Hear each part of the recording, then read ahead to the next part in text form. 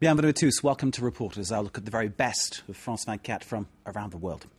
In this edition, we head to Egypt, where a year after protests ousted Hosni Mubarak, Islamist parties have taken centre stage. The Muslim Brotherhood has emerged as the biggest force in parliament, but it was the ultra-conservative Salafist party's second place in recent elections that raised eyebrows. Banned under the former regime, they've beaten a path from a marginalised religious sect to major political force in under 12 months. They stood on a strict and fundamentalist Islamic platform demanding a society based on Sharia law. What do we know about them, aside from their heavily religious roots? France 24's Chris Moore and Nuruddin Beziu went to meet Egypt's Salafists. The workaday Bakla neighbourhood in Egypt's second city, Alexandria. Crowds of shoppers flock to stalls offering basic foods at unbeatable prices.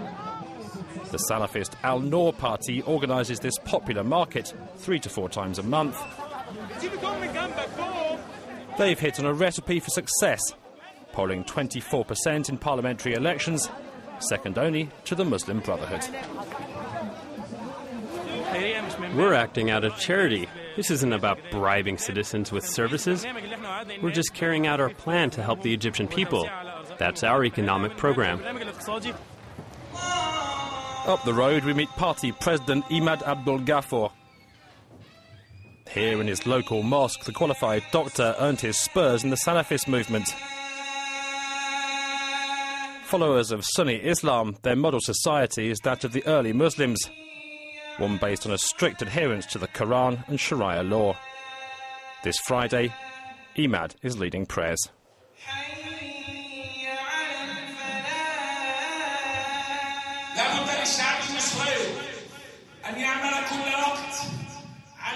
Egyptians should keep striving to be their own masters. The people have the right to choose their leaders. And those leaders, whoever they are, should know that they're there to serve every individual, to serve the people. And they must apply God's principles.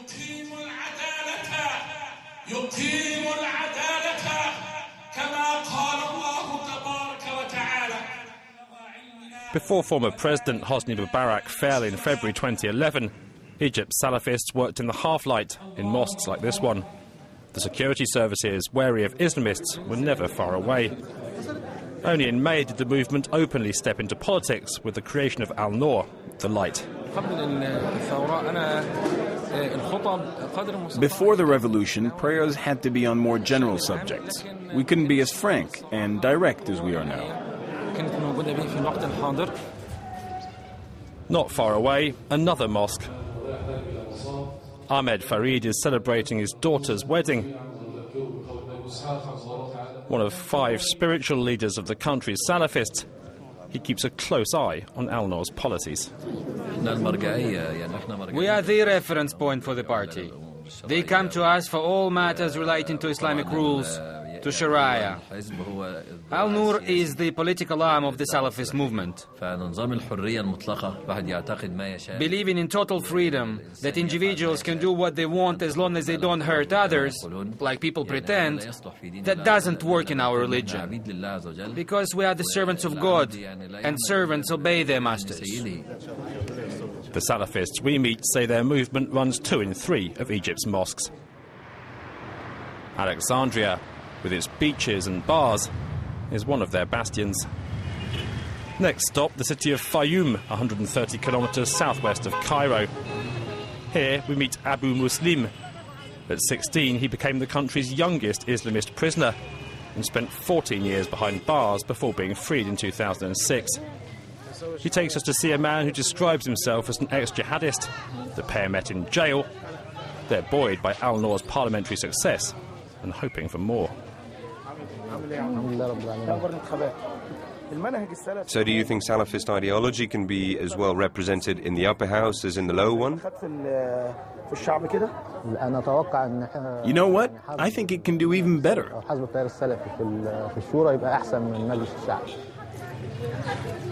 Life for Abu Muslim has become easier in post-Mubarak Egypt. And all those years in the former leader's notorious prison system have done nothing to dent his devotion to the Salafist cause. Let me tell you something. The more you're tortured for your beliefs, the deeper those beliefs become. We're in one of the centres Abu Muslim founded with like-minded Islamists. Their goal to make Sharia law compatible with modern life and business and help young Muslims prepare for the future accordingly. When studying Islamic administration, it's important to have good intentions and to learn that God alone brings success. Old and young alike take on the principles of management based in Islam. Principles which are being put into practice not far away. Another of the centre's founders, Abu Ubaidah, takes us to a village on the edge of Fayum. It's in poor areas like this that Egypt's Salafists are at their most active. We arrive at a Quranic school run by the centre. Classes are mixed. The public separation of the sexes doesn't come until puberty. But the children here learn Islam's central text right from the start.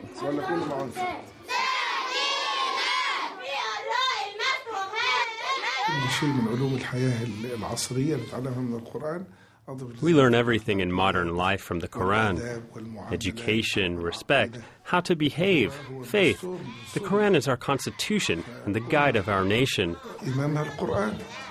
Soon the pupils will enjoy better facilities at an Islamic centre being built over the road. Abu Ubaidah inspects the site. There's a building going up here, another one there, offices and a mosque. The social situation here is getting worse. We're trying to show solidarity to combat the poverty, the poor education and health care. Abu Ubaidah says all the workers here are volunteers. The land donated for free.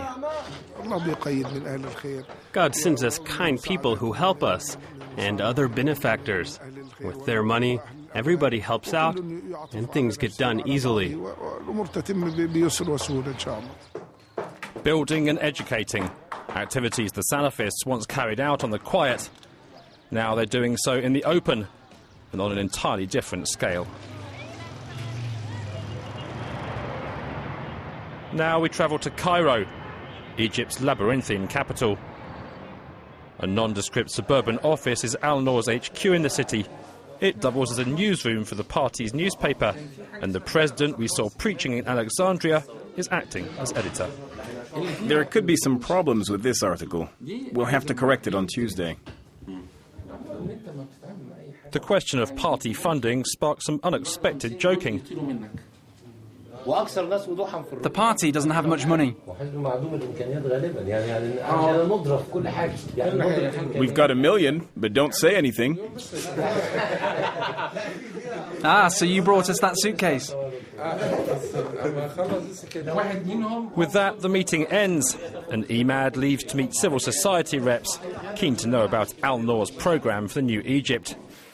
Ahmad insists the path to Sharia will be consensual. On foreign policy, he's already thinking ahead. The big question, the future of the 1978 Camp David Accords.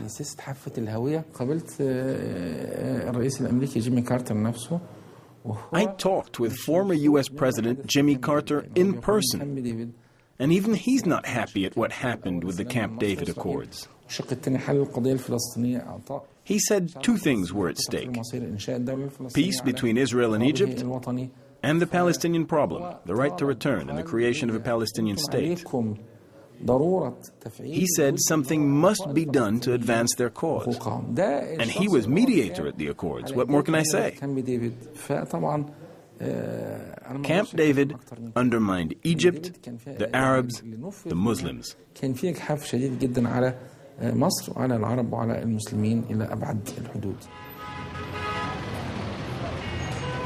We head for the centre of town, where Abu Muslim, the activist we met in Fayum, takes us to the offices of a TV channel.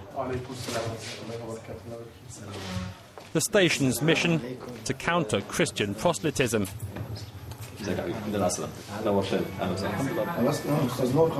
In the studio, the presenter opts for the direct approach.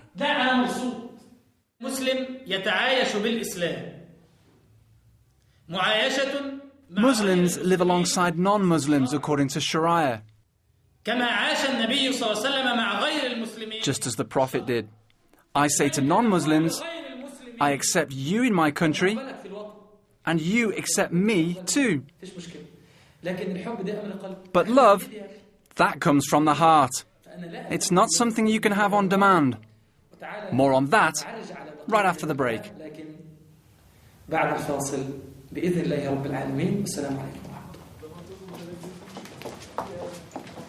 Back in the office, a brand new venture is taking shape. The station's boss explains. It's the first all-female Islamic TV channel. Only women in niqabs. It's what? A satellite channel with women only. And it's going on air soon. They're all going to wear the niqab. We don't want any wanton women. We decide what should appear on screen, and our religion has taught us to value women. They're not goods to be sold. Women are precious, and their face is most precious of all. We talked to one of the faces of the new channel. Women can speak in public. It's not forbidden to make a speech, to communicate. But in Islamic law, there are limits, and women must respect them. Televised religion has proved powerful. In the suburb of Imbaba, we meet metalworker Aladdin. A regular viewer of Islamic stations, he decided to become a Salafist 10 years ago. Our presence here elicits some choice words for the French.